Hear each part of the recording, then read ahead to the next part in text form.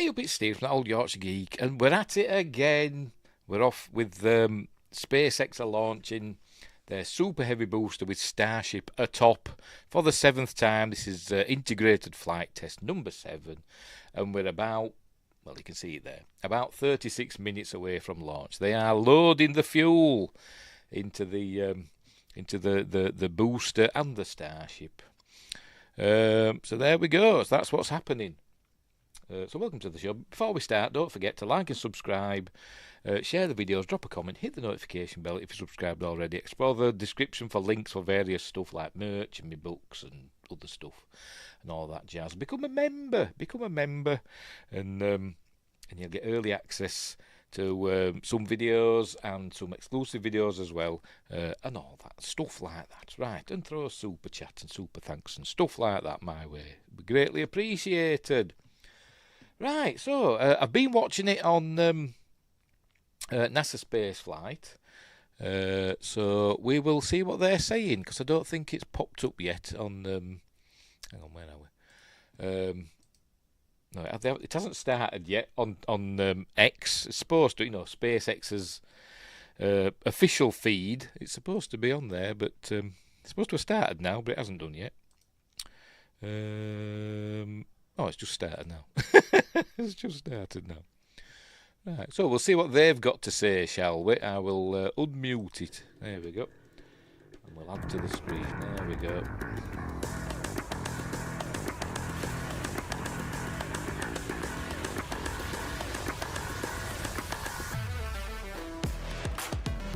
Oh, press on.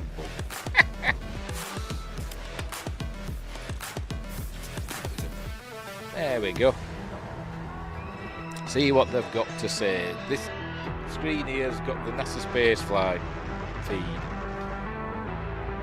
If you can see it. Yeah. So, can I make myself bigger? Smaller.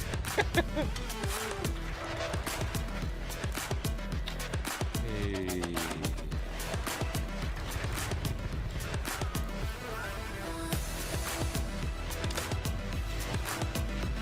Try that, eh? Oh, you can hear it.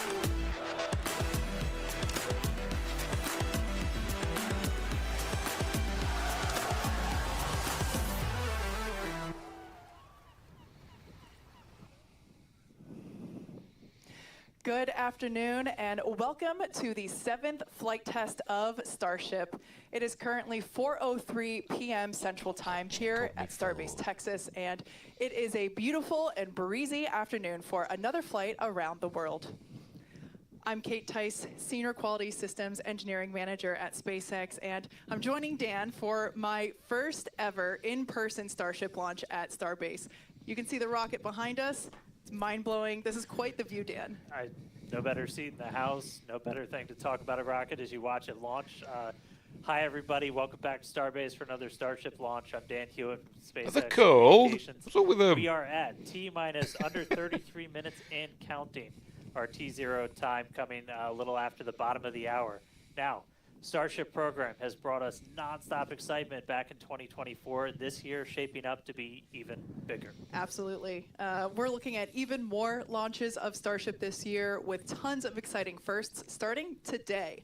Flight 7 has a lot in store, from Starship's next generation upper stage design on its first flight today to deploying the first simulated Starlink satellites and the second booster catch attempt.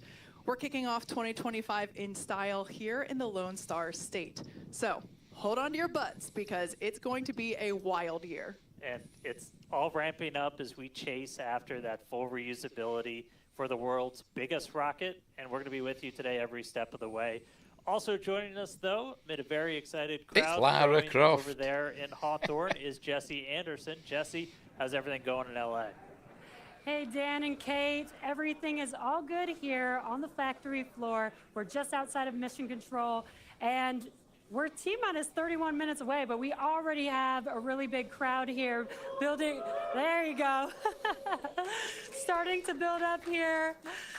Every flight of Starship has made huge progress, and today is another exciting one. We're joined by Starship, Raptor, and Starlink teams here with me today, and everyone is getting super excited for this flight test. So with that in mind, I expect it to get very loud in here soon. But for now, I'm going to hand it back over to you guys at Starbase for a quick look back at the flights that brought us here today. Hey, thanks, Jesse. Now, more we fly safely, the faster we learn. Faster we learn, the sooner we realize full and rapid reuse. The previous 6 flight tests proved we're on the right track. Each one of those tests provides a ton of invaluable data and, of course, some pretty great views along the way. Do we want to listen to them? Every I one don't of know. those tests informed the upgrades that are debuting on today's flight test.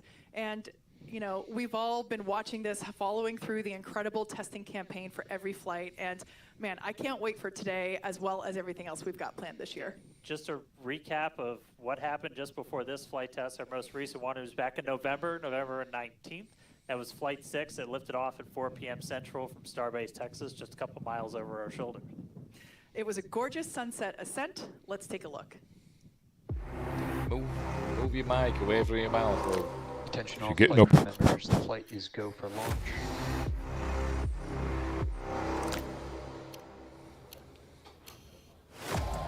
It's been just over a month since Flight 5. Goal is to get that turnaround time down to hours. We have liftoff.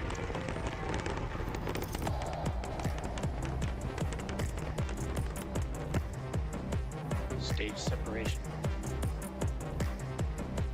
30 seconds, no catch. never gets old. Booster offshore divert. They didn't catch it last time. Hopefully they'll catch it this Tune time. in and watch the ship fly around planet Earth.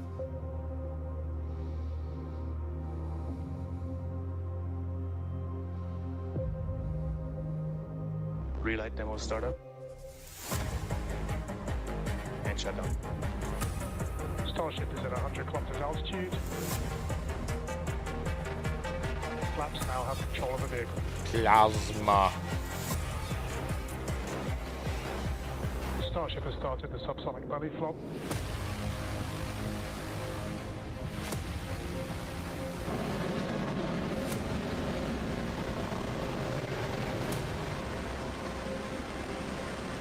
They get this pinpoint landing right, don't they? They've got a buoy, or buoy, whatever you want to call it, there, with a camera on. Is it CG? You know? Starship has landed. Obviously not. All right, now today's flight test is going to look pretty similar profile-wise to that last one and honestly the last couple. So everything starts off, as always, with liftoff. The Super Heavy igniting those 33 Raptor engines. Super Heavy So going as to power us a through ship that must have initial sailed ascent, there, dropped get off that Starship on buoy its way to space with the cameras before we on get at to some the hot point. stage maneuver. Exactly. The ship will then ignite engines while it's still attached to the booster. That will allow us to separate the 2 stages. That booster will leave a few engines on for that flip and return back here to Starbase for a catch at the launch tower. And while booster catch is blowing our minds, ship keeps going all the way to space, gets into its suborbital trajectory. Got a couple on-orbit things. We're going to deploy our first test satellites. Also going to relight a Raptor engine while in space. That all sets us up then for re-entry. As we have seen on the previous flights, courtesy of Starlink, that re-entry period gives us such gorgeous views. It's like, you know, just a rainbow flow of colors as the ship re-enters the Earth's atmosphere. The ship will relight its engines, perform a flip maneuver for a soft water landing in our targeted location in the Indian Ocean. And that will once again be daylight given our later launch window. So today's flight test will be launching the next generation of Starship.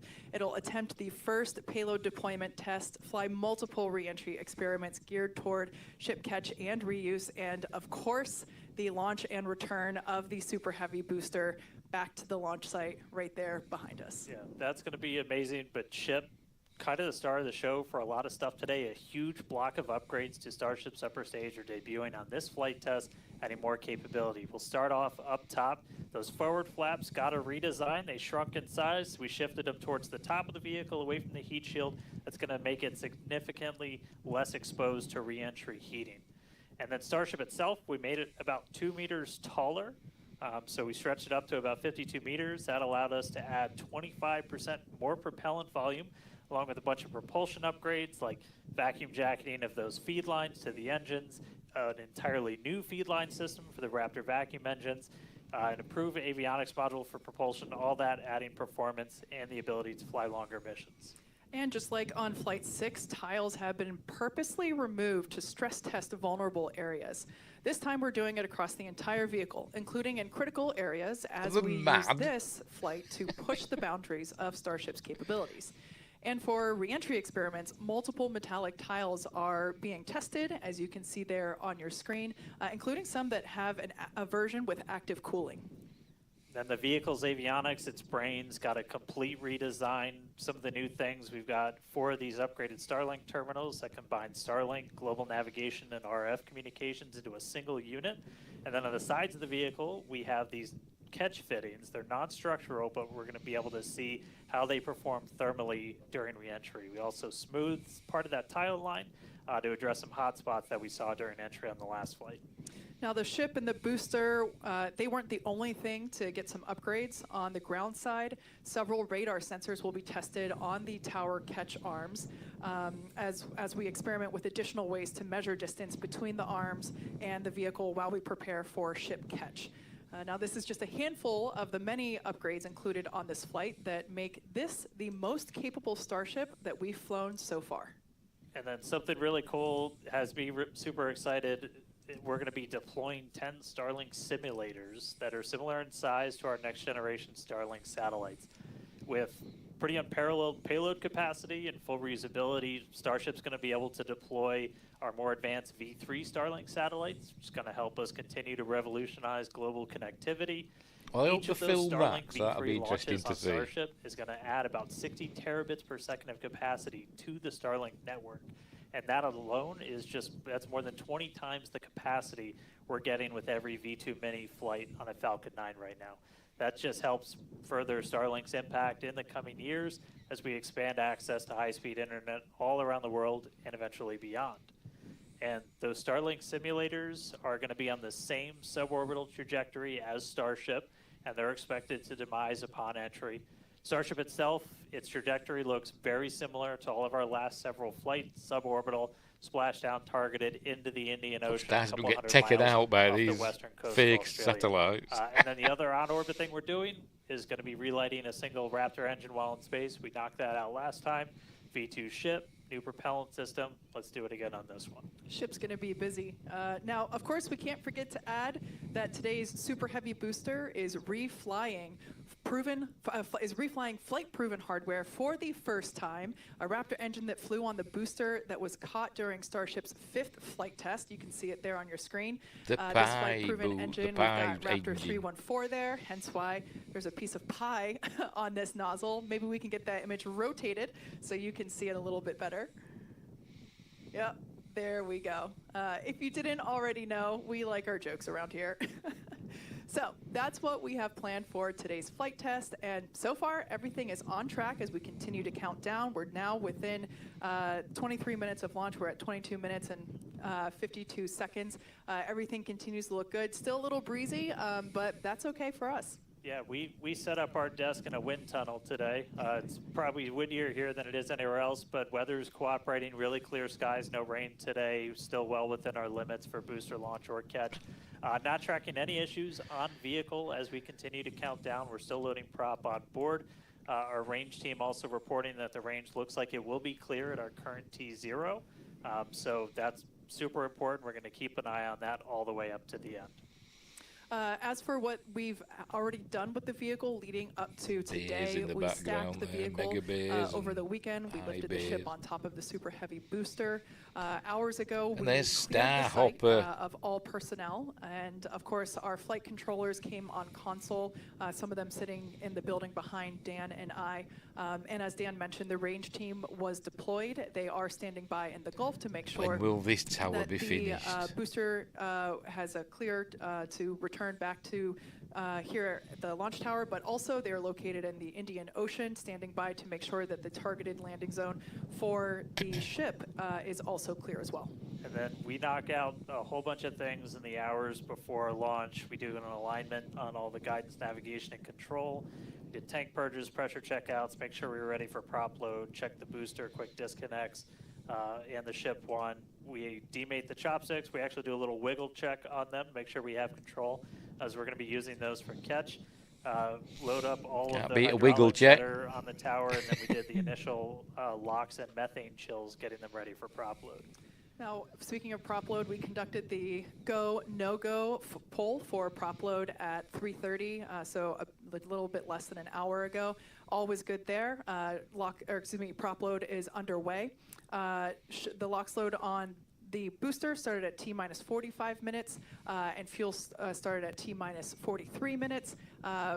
Booster fuel will start at T-minus 41 minutes, and then LOX on the booster started at T-minus 35. So that will all wrap up at T-minus 3 minutes and 20 minutes on the ship side, and at T-minus 2 minutes and 50 seconds on the booster side. So everything is looking good. Propellant is loading. Yeah, looks like we're about half full of everything on booster, 3/4 of the way there on ship, looking good for a launch today. With that, though, let's jump over. Let's check back in with Jesse real quick and all of our teams out at Hawthorne. Thanks, Dan and Kate, and great to hear the updates with the vehicle as we prepare for liftoff. There is a lot more people here, as expected.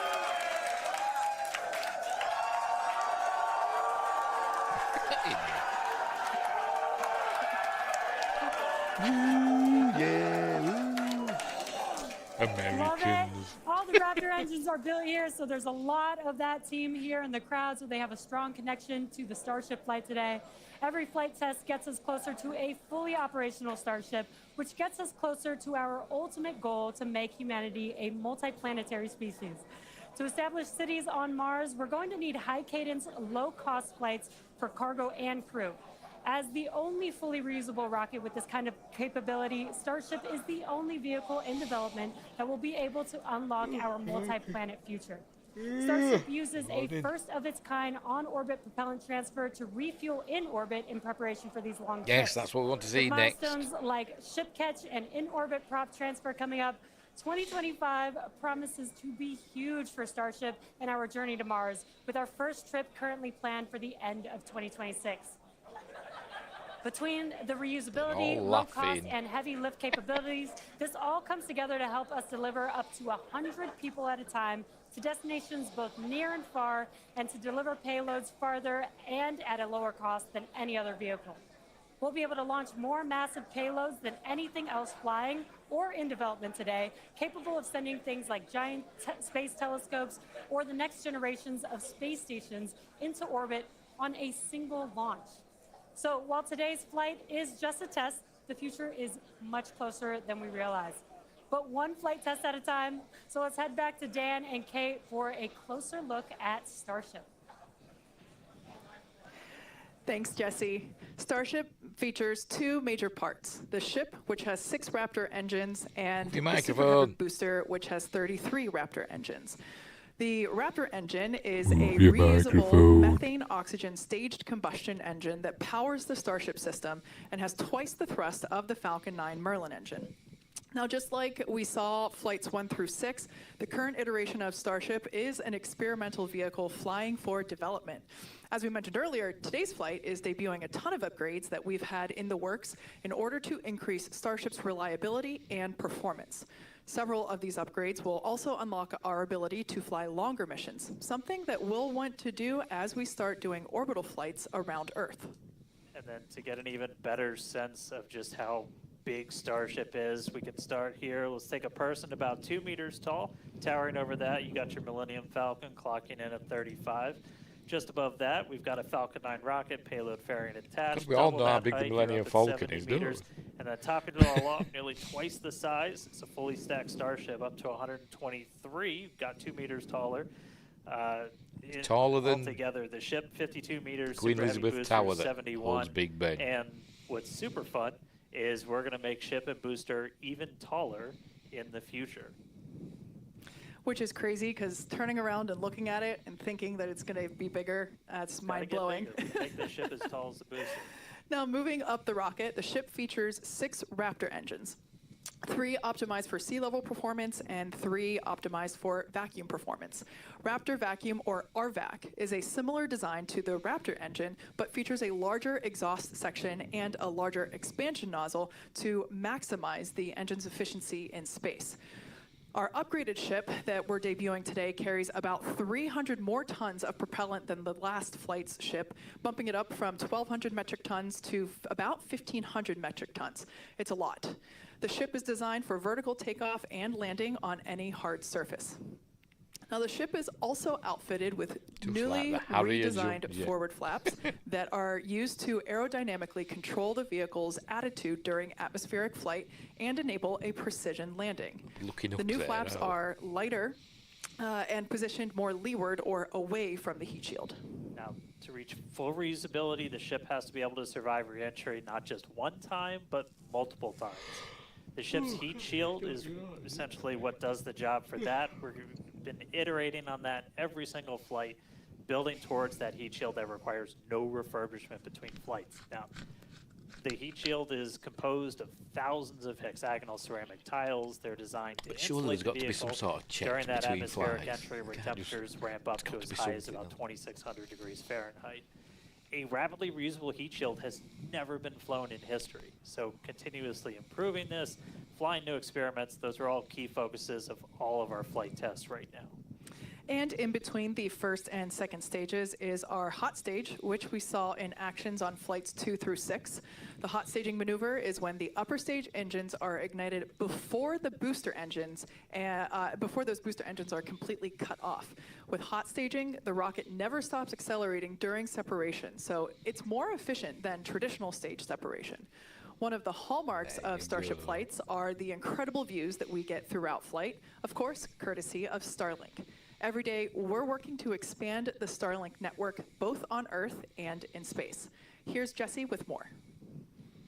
Fans of Starship may know that Starlink enables us to bring you lots of unprecedented views, both from space and here on Earth. In addition to the dozens of cameras on Starship itself, we also have mobile Starlink camera kits deployed in the Indian Ocean, connected to our aerial assets and all around Starbase, which all come together to help tell the incredible story of Starship, both on and off planet. Thanks to Starlink, Starship is capable of streaming more than 120 megabits of real-time, high-definition video and telemetry in every phase of flight, providing invaluable engineering data to help engineers rapidly iterate across all systems. And all of that streaming data will be put to good use with the more than 30 cameras on the vehicle for today's flight test. Starlink is the world's largest satellite constellation, operating in low Earth orbit to deliver high-speed, low-latency broadband internet, providing access to people around the world, many who have never had connectivity before. Starlink now serves more than 119 countries, territories, and other markets. And here at SpaceX, we've been developing Starlink's communication capabilities not just for humans on Earth, but for astronauts in space. Our recent Polaris Dawn mission, we deployed a high-speed internet connection in Dragon for the very first time. Here's a quick look at how that went. Starlink is an amazing confluence of programs at SpaceX. So we have a whole corner of the company that owns and operates a multiple thousand satellite constellation to provide internet. Shut him up. Don't care. Right, so we'll see what they're saying over at NASA Space Flight, shall we? We've only got 12 minutes to go. But so I'll just have to do this a minute.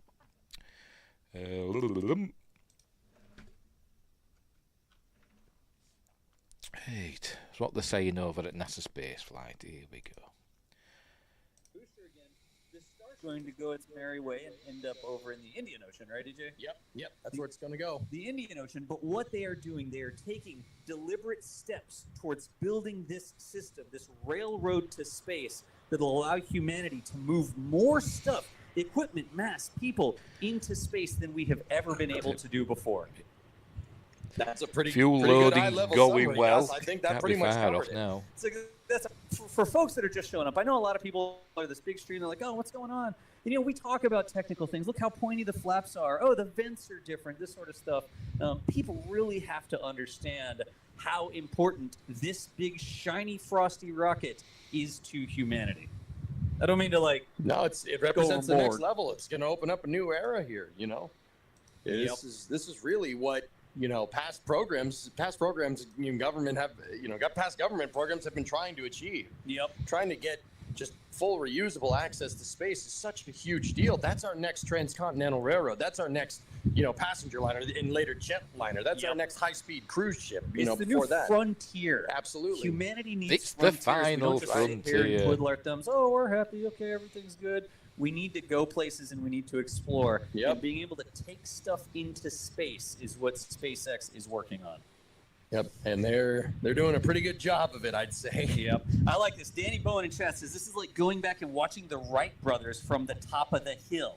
Yep. I like it. Danny, that is a fantastic thing to say in chat right there. You got it. Prop loading is nearly finished, hasn't it? Andy's dad says, do you still have Danger Van? Let's put it this way. We are in possession in a piece of rust that is in about the same shape as Danger Van used to be. Don't think it runs. Not a lot of glass in one piece. There's a lot of glass pieces, actually. But we are in possession Danger of Van was the van that they had previously stuff in. They had a camera on it. At one of our properties. At the first launch, it was destroyed. It has gone to pasture. Quite literally. Yeah, it is in a pasture, isn't it? We have Danger Trailer now, and now we have Danger Dune. The predecessors, the children of Danger Van. Successors, thank you. Andy's dead. Thank you so much. Oh dear. Oh dear, what are we doing? We are already at single-digit minutes. T-minus 9 minutes and 40 seconds, y'all. Oh my gosh. You, Alex, less than 10 minutes now. Here's what I'm going to do, y'all. I have the big robotic tracking mount that I need to attend to.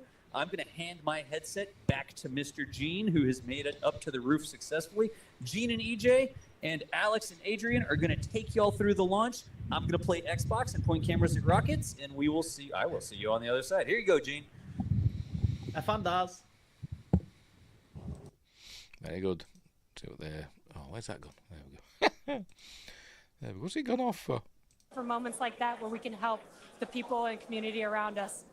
Make sure to follow @Starlink on X for updates as we continue to work with local response teams, and check out starlink.com/LA wildfires for more information on these efforts.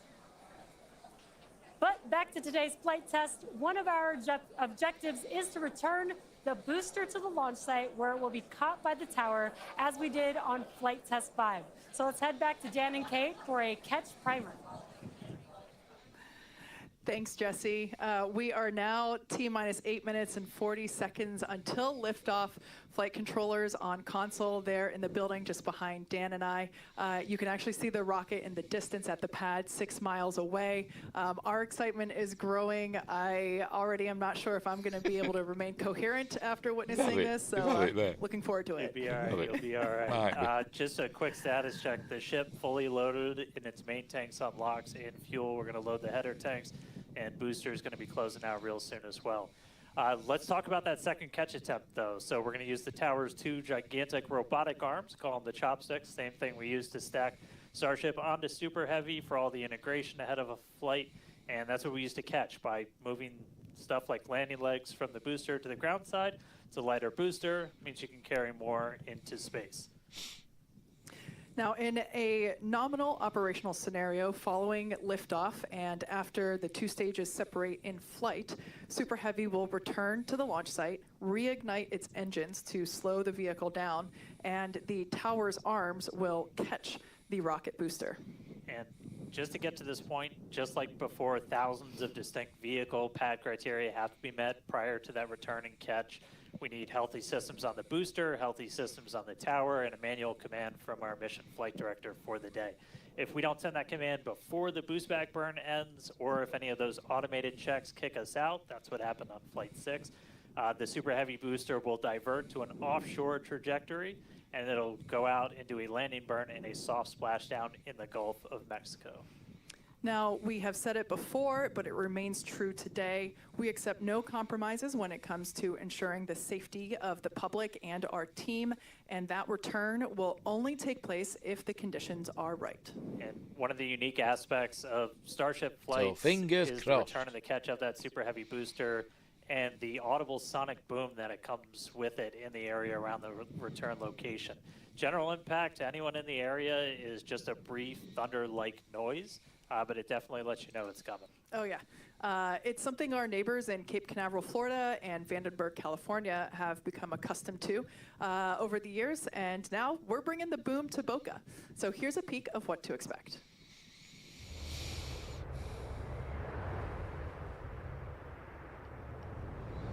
Those fins are the size of a car. I say it every time, I know. But... Ooh, can I see that?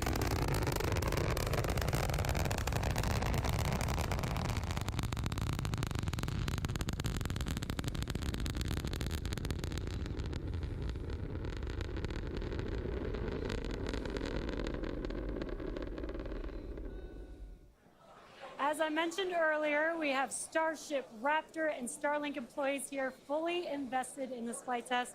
And of course, many other SpaceX employees also here across our sites supporting their teammates.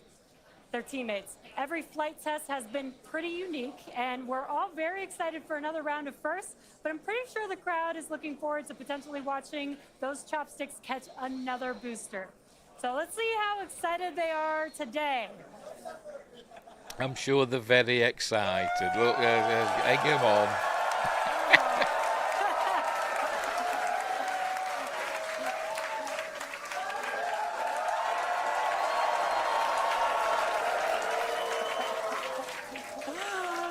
Just under Cheer or you're 5 fired. minutes to go. We are all very excited here. We're going to send it back to you at Starbase for the final minutes of the countdown. Kate and Dan. All right, thank you, Jesse. So if you're just tuning in, under 5 minutes ago, you picked the right time to do it.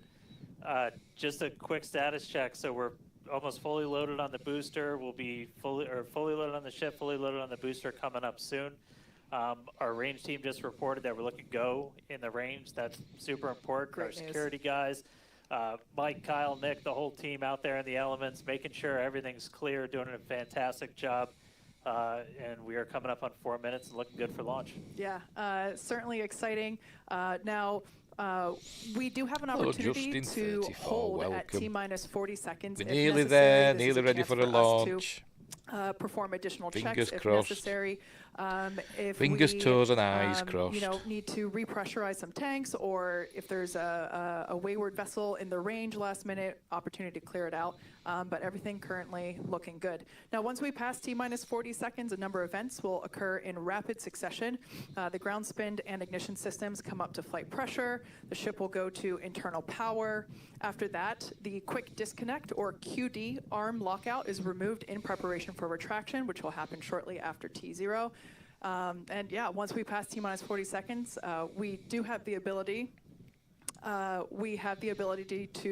recycle the count under certain conditions back to that T-minus 40 second mark and hold there to assess what happened and assess opportunity to proceed again to T0. Yep, we've used that T-minus 40 hold a couple of times. Boat's usually one of the items, but we aren't tracking anything right now that would cause us to hold there. We can hold there for several minutes. Main thing you're watching at is you kind of set a clock because your temperatures will change and the fuel in the locks, everything pretty quickly. So you've got a couple of minutes that you can hang out and figure things out. There are items that if we pass them, we're scrubbed for the day. One of the main ones is that flame deflector at the bottom of the launch mount. Water begins flowing for that at the T-minus 10 second mark. If we scrub at any point after that, we'll be done for the day. And then teams will need to refill the deflector as well as all of our prop that we use to load on board the vehicle. It's pretty much just under 11 million pounds of prop sitting on that thing right now. We can actually recycle in about 24 hours now. Which is incredible given the sheer volume of propellant that is on board the vehicle there on your screen. All right. Coming up on the 2 minute mark. Again, a lot of ambitious goodness, have to go to things space, on to the plate moon, for or Mars. Starship Would you go? I today. don't know that. T-minus 2 A minutes. few years Yep, ago, new yes. year, lot of Yes, I upgrades, would. Doing Yeah. a lot of ambitious I things would. in space this time. Our first payload deploy, If I relighting a knew Raptor engine.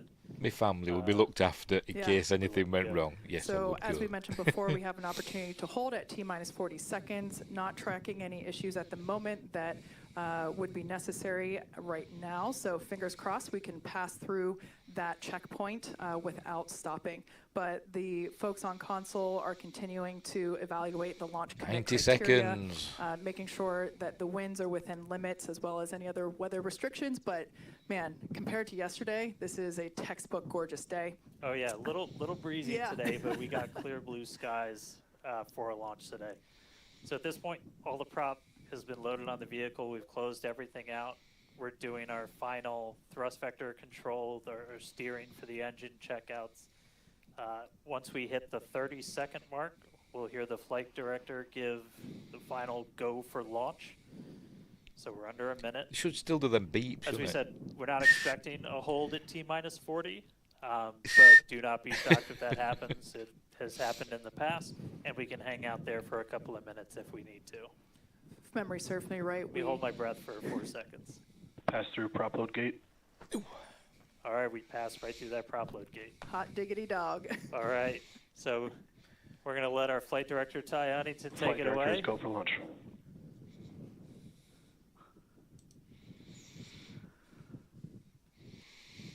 T-minus 20 seconds. 20 seconds.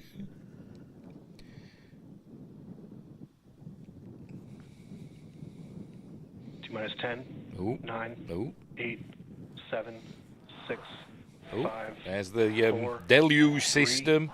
2, 1. Ignition. In the, ooh, go on, We go. have liftoff. Leave the ground.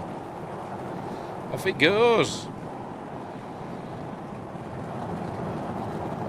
The largest rocket Vehicle ever to switching down. fly.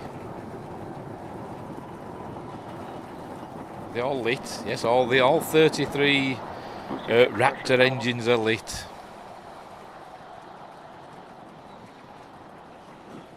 Look at them shock diamonds.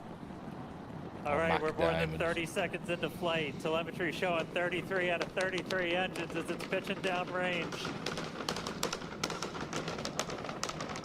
Booster, ship, avionics, power, and telemetry nominal. Hearing good call outs on the ship and booster avionics. You just What's heard that? the rumble hitting us about 6 miles away. Watching Starship arc into just endless blue skies right now. Vehicle supersonic. More than a minute into flight, the vehicle's supersonic. They call out Max Q. Max Q. Oh, there we go. We just passed through Max Q. That's the greatest stress the vehicle's going to experience on the way uphill. Reminder that all of our teams down here on the ground are now looking at systems on the tower. They just did a manual check through. That's going to inform that manual flight director's decision. Next moment coming up, though, is going to be hot staging. Don't take your eyes off it. It's one heck of a light show. What a gorgeous ascent. 6 ship engines getting ready to ignite. That's going to happen while we're still attached. We can still see the ship's engines from the ground. It'd be nice if they had the little, like on the Falcon, they have the little dial that's telling us what's coming up. They haven't got that on this, have they? Got a little under 30 seconds away from that. We are hearing good call outs on the tower preparedness from the manual checks. Reminder though, we've still got automated checkouts on the booster and the ship itself. But as of right now, our manual checks and our manual commanding is looking go for a catch. Booster engine cut off. That is incredible news. We just heard the call out for booster Alright, engine Nico. cutoff. Engine startup. Most Yep, engines cut there we go. off, down to Hop those middle staging. 3. Off it goes. Cruise Gonna back do a startup. boost back. Look at them, they lit up. One of them didn't light up. Or we're not supposed to. I don't know. Anyway, Starship's All right, off stage into space now. We've got a booster hopefully on our way back to us, and a ship now making its ascent burn into space. How's it going It's in Hawthorne, ascent Jesse? burn, not it's ascend burn. It's great It's kind over of here. isn't You it? can hear the crowd screaming for every milestone. The booster is now making its way back down to Earth. Looks like we have 12 of those 13 engines ignited. We're using the engines that actually gimbal. Got enough fuel left. An excellent call out there. We are go for booster return. Avionics, power and telemetry nominal. There's a lot of criteria that needed to line up to ensure that we could have a safe booster catch, and it sounds like we got the go for that. Is that the And there you can see on your screen, we had the, we just jettisoned the hot staging ring stage. jettisoned.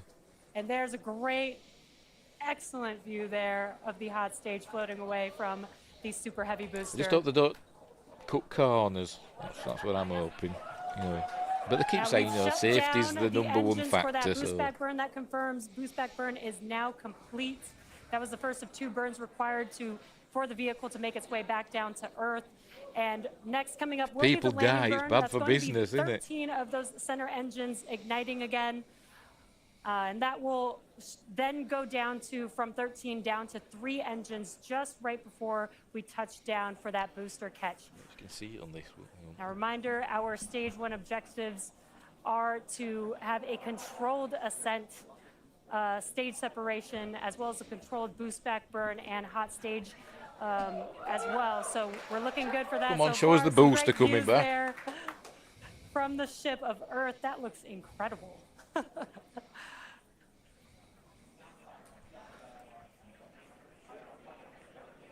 Over there we Now can see the Starship's ship is still booster coming back down firing and its the engines hot right stage now. ring. Trajectory nominal.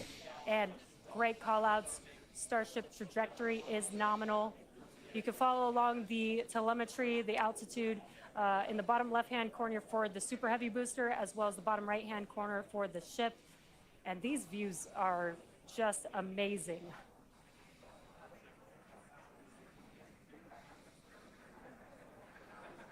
Oh, with the booster Again, now, the aren't we? booster is currently making its way back to the tower today. So we're looking forward to a booster catch with the chopsticks. And in the meantime, you can see those grid fins there helping to control the vehicle and guide it back to its landing site. Following the plume back down, isn't it? Because it's entering the Now with that, we're going to hand it launch back. How's plume it by going the over there, looks of Dan it. and Kate? How are you doing, Kate? Seeing that in person? You know, Dan had to take that entire segment because I couldn't talk. That was incredible. There it is. We can see the booster coming back in now through the plume. At least it looks that way to us. It's incredible that it basically returns. It looks like a speeding, just like this silver flare coming back to the. Once again, we are standing by for attempting to catch the booster at the tower. This would be the second tower catch. That was the landing burn. Seeing 13 engines. Well, have a look. Show us. That's it. Booster now hovering as it aligns with the tower for catch. Go on. Booster coming in. Get Down ready to for that boom. Kate. Down to 3 engines. And way. It's not on fire like the last one was. Amazing, amazing stuff. Proper sci-fi. Buck Rogers. You heard it here. Mechzilla has caught the booster.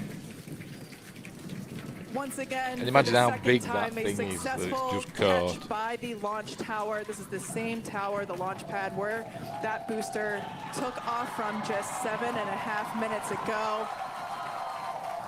Great view from the chopstick arms, looking at those hypersonic grid fins that steer the booster for that precision landing. It almost looks like it's flapping its wings. Yeah, you can see just how small that catch fitting is too on something that's just so massive. That was absolutely insane. Meanwhile, right, man. Now we've got to We're launch not some done satellites now. Wonder when it'll do that. Wow, that is just absolutely stunning. And this, of course, a gorgeous view there from the tower looking down at the top of the booster.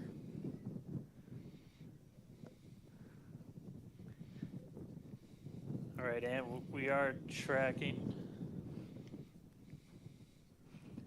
Now we're standing by for views from the ship, but who can take their eyes off of that incredible sight? That is once again the second catch of a booster back at the launch tower. It was incredible to see it come back down, just this silver flare in the sky.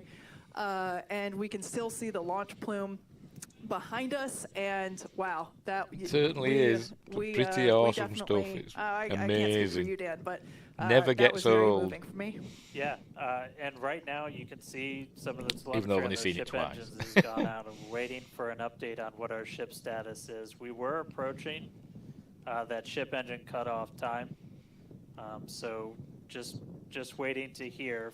So obviously we've got booster back, booster on the launch tower in the chopstick arms. Why is the but we are Starship waiting only to got get one an engine update going? now Is it on supposed to be like the that? I don't ship. know. As we were expecting ship engine cutoff about They 40 seem- have seconds they lost- ago. We saw some of those They lost telemetry 'cause that's engines not start to changing. go out prior to that point. But I'm blown up. And so right now we are just standing by to try and get the latest word on where we are with ships. So stick with us for just a couple of minutes as we wait to hear some updates. Now, if you just recently joined us, you might want to It's hit not a good rewind sign, and is go it, when back them about numbers 9, stop? 10 minutes ago to when Starship lifted off from the launch tower that you see there. We had a gorgeous ascent followed by a stage separation where the ship separated from the super heavy booster. The booster performed a flip maneuver and returned back to the Gulf Coast here. There you can see it on your screen. Obviously a successful catch back at the launch tower, which is something that we were all hoping to see and really couldn't ask for a more beautiful background with those blue skies and blue water there. As Dan said, we are standing by for an update on the ship that had ignited its engines and started making its way up to space. So standing by for more info on that. But wow, what an experience to see that take off and for that booster to come back. You can see it there up close on your screen to the place that it launched from. Once again, there were thousands of catch commit criteria, which is basically just all the things that we have to assess and evaluate and basically make sure that they are make sure that everything is clear and acceptable conditions, both on the vehicle side as well as the tower side, in order to enable that catch. So obviously from the last 2 flights that we have done, where the Flight 6 we attempted but had to divert into the ocean, and then on Flight 5 we did have the first ever successful catch of the booster. We used the learnings of those 2 flights to hone in that catch commit criteria, and we saw success today, which is pretty awesome. And just a quick status check. So we currently do not have comms with the ship. So trying to figure out exactly when that happened and exactly what happened. So obviously the flight controllers right now going through their data, looking to make sure it's not anything instrumentation on the ship, but actually try and get us a status. So again, we're gonna keep listening in on this. We'll give you an update as soon as we have a little bit more. So for now, stage 1 back in the tower, waiting to find out a little bit more about stage 2.